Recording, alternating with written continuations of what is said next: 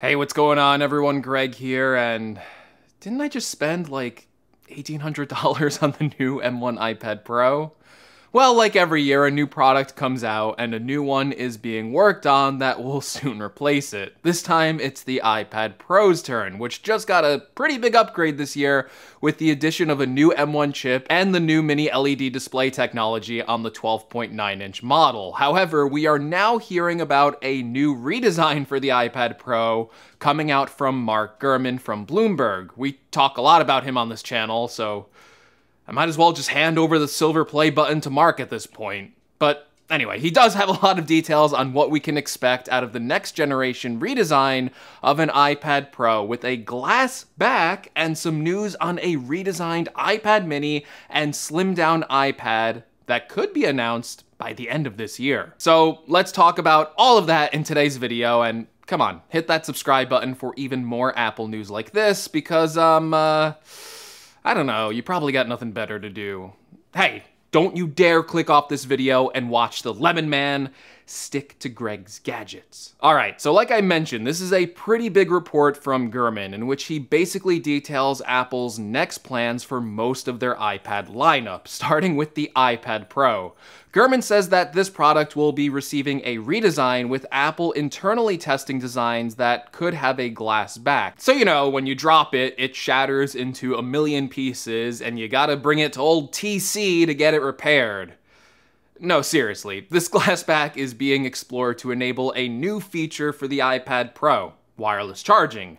Gurman also says that Apple is developing and testing a similar MagSafe charging system for the iPad Pro like you would find on the iPhone 12. And on top of that, Apple is also working on reverse wireless charging for this iPad Pro so you can place devices like your iPhone, AirPods, Apple Watch, and just charge them directly on the back of the iPad. Now, this report basically focuses on this one design change, and it's an interesting one that I think does make sense for Apple's long-term product roadmap. It might seem strange at first to put a glass back on such a large device like an iPad, but Apple's long-term vision for a lot of their products is to continue its efforts to incorporate more wireless technologies. Wireless charging for the iPad Pro may not seem like that big of a deal, and the sheer size of the device, like a 12.9-inch iPad Pro, it might make it feel downright impractical, but Apple is also rumored to be working on even more advanced versions of wireless charging that can happen truly wirelessly, and you could charge devices through basically the airwaves. Now, even if these incredibly advanced technologies aren't happening anytime soon, Apple could just be readying the design to take place for things like inductive wireless charging, which we already have. And like the reports indicate, Apple wants to add reverse wireless charging specifically onto this iPad Pro model. Reverse wireless charging makes a lot of sense on an iPad, where the battery capacity is much bigger than your iPhone, and if you look at the current iPad Pro from the back, it basically looks like a giant tray table that you could lay all of your devices on top of. And that could actually be a nice feature when you're traveling. You just bring your iPad and then, you know, your iPhone, your Apple Watch, and then you only bring one charging cable for the iPad, and then you can wirelessly charge the rest of your devices on the back. As for the design of the glass back, I think it would look very similar to the Pro model iPhones, where it has more of a matte finish. That also means we could see matching color options to go alongside those iPads. So we could see a white, black, and gold-backed iPad Pro, as well as maybe some exclusive colors that Apple could change on a yearly basis like they do with the iPhone models. Something like the Pacific blue color. Now, the majority of this report focuses on the glass design, but obviously with the next version of the iPad Pro, you would now expect that Apple would be putting the next version of their M1 processor into this device. So this iPad Pro will naturally come with an M2 chip, which is also reportedly coming to a redesigned version of the MacBook Air. As for when we can expect this iPad Pro, Mark Gurman says that Apple is getting ready to release this iPad Pro for next year in 2022, but plans could always change. As I'm sure most of the people watching this channel know by now, Apple, where is the M1X MacBook? I mean, you put it in the tags of your YouTube video.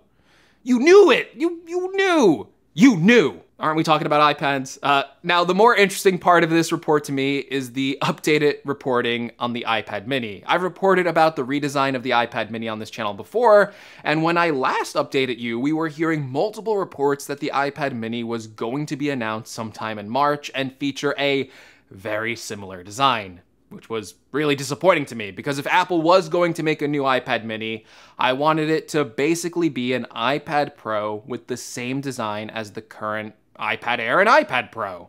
Well, in this report, Gurman says that Apple is indeed working on a new iPad mini, and that the iPad mini would have more narrow screen borders, and the removal of the home button is also being tested. So, more narrow screen borders and no home button. This sounds exactly like the design I would want with this redesigned iPad mini, because this means that Apple could increase the screen size of the iPad mini while still keeping the small form factor. And the last time we heard about rumors of an iPad mini from Ming-Chi Kuo, he said the mini would have a screen size from anywhere from 8.5 to 9 inches, while the current iPad mini has a 7.9-inch display size.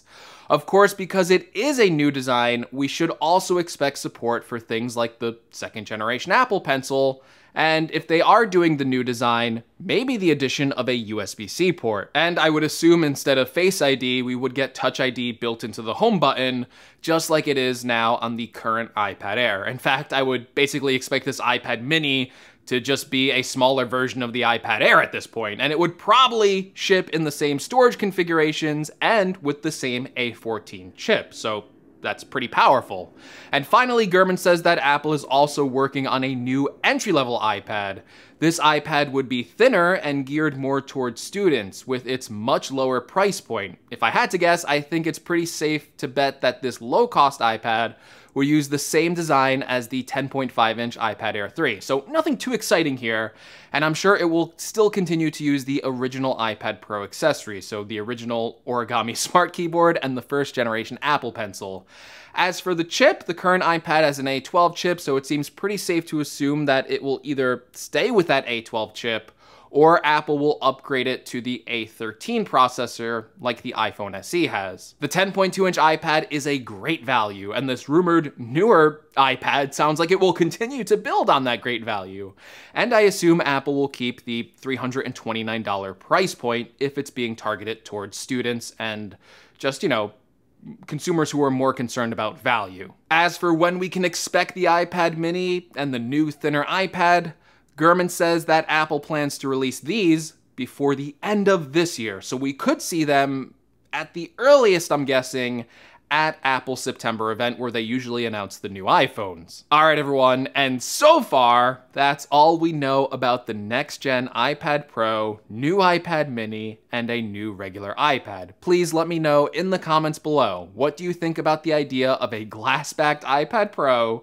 Do you think that we will get a redesign of the iPad mini? And which iPad are you personally most excited for? Or are you just like me and spent an outrageous amount of money on the M1 iPad Pro, and you're only looking forward to iPadOS 15 being released in the fall? As always, if you liked the video, be sure to give me a like. If you want to see more from the channel, make sure you're subscribed. If you want to help the channel out in any way, make sure you check out some of the links in the description. As always, thank you so much for watching, and I will see you all in the next video. Take care, everyone. Glass-backed iPad. AppleCare Plus for that one. Oh yeah.